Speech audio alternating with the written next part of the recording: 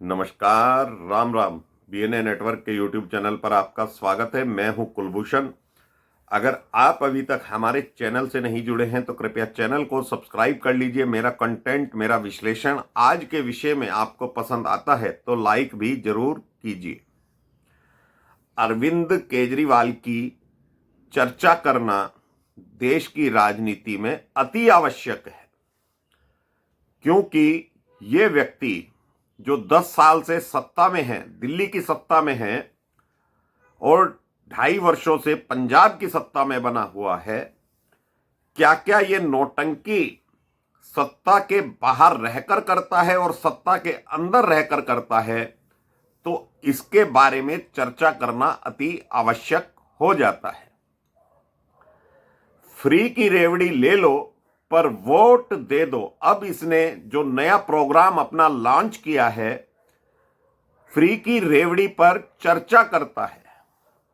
कहता है जब मोदी सरकार कहती है कि मैं फ्री में रेवड़ी बांट रहा हूं, तो मुझे कोई गुरेज नहीं है ये कहने में, मैं दिल्ली वासियों को फ्री की रेवड़ी बांटता रहूंगा, भले ही इसके लिए मुझे 10,000 करोड़ रुपए का कर्जा लेना पड़े।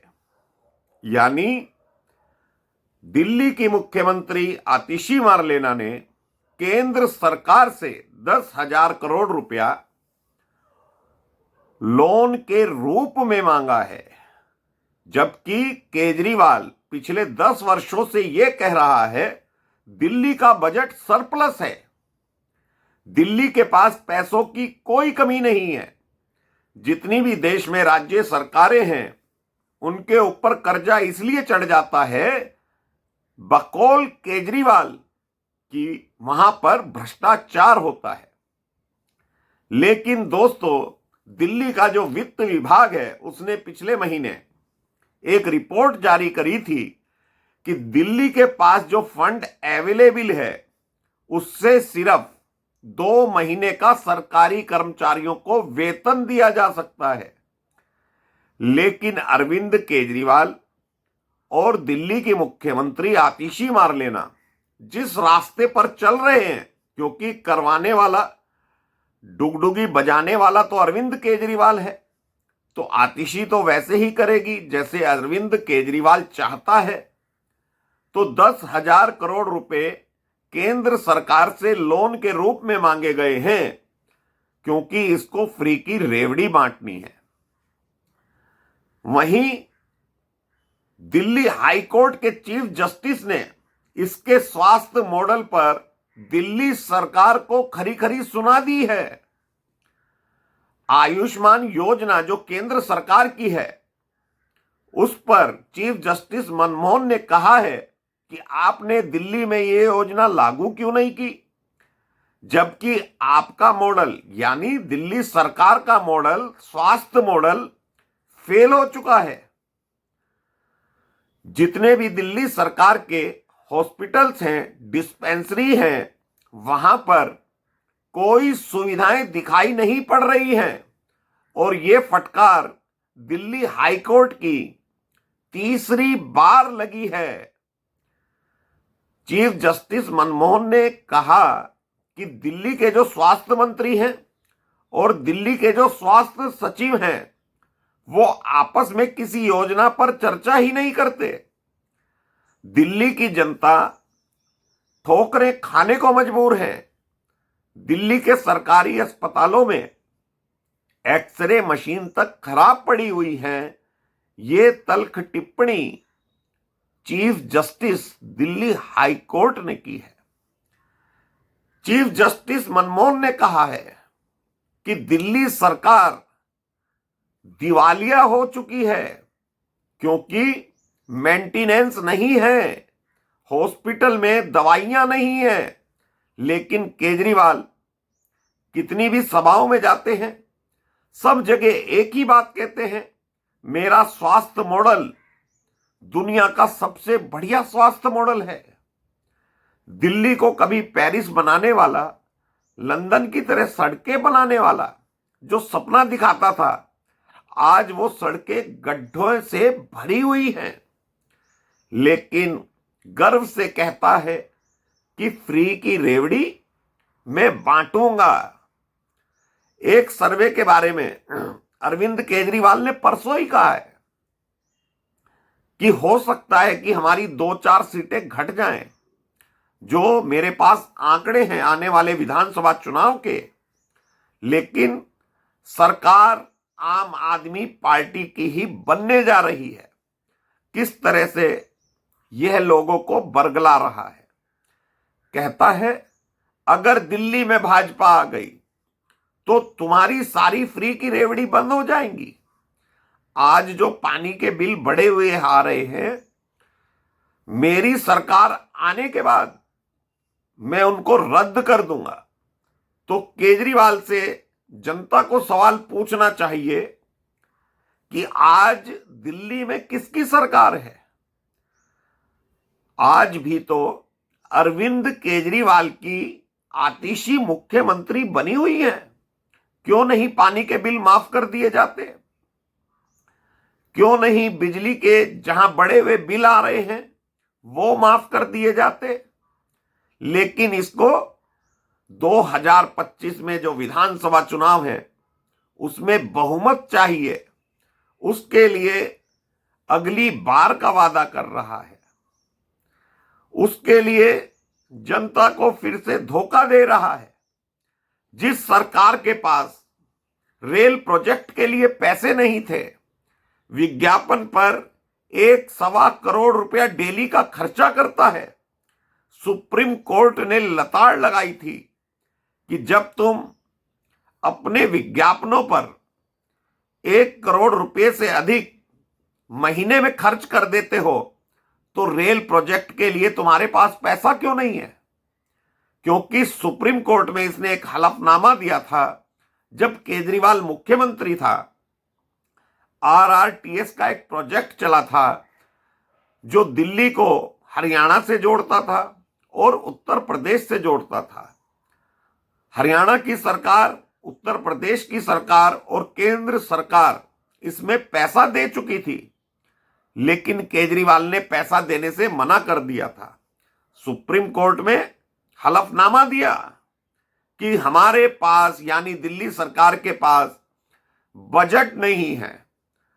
तो जब सुप्रीम कोर्ट ने कहा था कि तुम्हारे विज्ञापनों का पैसा हम इस प्रोजेक्ट में ट्रांसफर कर देंगे, जब जाकर केजरीवाल ने उस प्रोजेक्ट में पैसा दिया।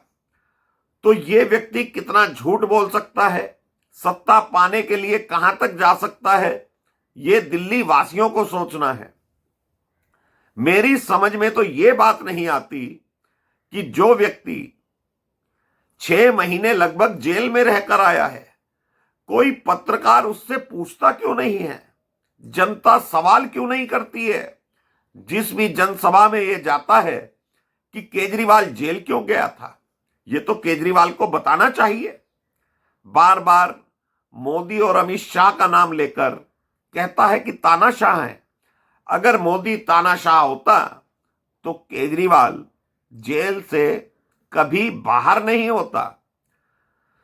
अपनी पार्टी के स्थापना दिवस पर फिर से कार्यकर्ताओं को बरगला रहा था कि आपस के मतभेद भूल जाइए, क्योंकि अगर भाजपा सत्ता में आ गई, अंदर खाने अरविंद केजरीवाल को डर सता रहा है, कहीं भाजपा दिल्ली की सत्ता पर काबिज हो गई तो जो अन्य विभागों के घोटाले हैं वो तीव्र गति से खुल जाएंगे, और तीव्र गति से जब खुलेंगे तो सारी जिंदगी जेल में सड़ना पड़ेगा। इसीलिए फ्री की रेवड़ी बांटने के लिए इसने विधानसभा का सत्र भी बुला लिया है, और विधानसभा सत्र में अब ये घोषणा कर सकते हैं कि अब दिल्ली की महिलाओं को 1,000 रुपया प्रति महीना दिया जाएगा। फ्री बस सेवा तो महिलाओं को ये दे ही रहा है, जबकि DTC यानी परिवहन विभाग पर भी देनदारी चढ़ी हुई है। दिल्ली जल बोर्ड 70,000 करोड़ के घाटे से चल रहा है। सरकार के पास सरकारी कर्मचारियों को देने के लिए पैसे नहीं हैं, लेकिन कहता है हम कट्टर ईमानदार हैं, हमारी सरकार अच्छा कार्य कर रही है। वहीं दिल्ली हाई कोर्ट और सुप्रीम कोर्ट बार बार इसे आईना दिखाते हैं कि तुम्हारी सरकार दिवालिया हो चुकी है, लेकिन जनता को बरगलाने के लिए झूठ का नकाब ओढ़कर जवाब देता है कि हमारे पास पैसों की कमी नहीं है। अगर पैसों की कमी नहीं है तो 10,000 करोड़ रुपए का लोन क्यों मांगा गया? आतिशी मारलेना मुख्यमंत्री हैं, वित्त विभाग भी उन्हीं के पास है, दिल्ली सरकार का। और दिल्ली सरकार के वित्त विभाग ने लिख कर दे दिया है कि अगर ये लोन लिया जाता है तो दिल्ली की अर्थव्यवस्था चरमरा जाएगी। ये टिप्पणी वित्त विभाग के प्रधान सचिव ने की है, लेकिन इनको तो लोन चाहिए केंद्र सरकार के पास। आतिशी मारलेना ने सिग्नेचर करके एप्लीकेशन डाल दी है कि 10,000 करोड़ रुपया दे दीजिए, क्योंकि 1,000 रुपया फ्री की रेवड़ी बांटनी है महिलाओं के लिए, क्योंकि वोट चाहिए। दिल्ली कर्जे में डूब जाए या बाढ़ में डूब जाए या दिल्ली की जनता भाड़ में जाए, लेकिन इनको वोट चाहिए। इसके लिए चाहे महंगे से महंगा लोन लेना पड़े, कर्जा लेना पड़े, कोई गुरेज नहीं है। भाजपा के सांसद, भाजपा के विधायक, भाजपा के दिल्ली प्रदेश के नेता क्यों नहीं सरकारी अस्पतालों में जाते? क्यों नहीं वहां पर पत्रकारों को लेकर जाते, वीडियो बनाते? क्या क्या व्यवस्थाएं चरमरा चुकी हैं दिल्ली सरकार की, वो तो कांग्रेस और भाजपा को ही दिखाना पड़ेगा। दिल्ली की जनता को बताना पड़ेगा किस तरह से दिल्ली के सरकारी हॉस्पिटल में जितनी मशीनरी लगी हुई है, एक्सरे मशीन हो, एमआरआई मशीन हो, सीटी स्कैन मशीन हो, 80% से ज्यादा खराब पड़ी हुई हैं।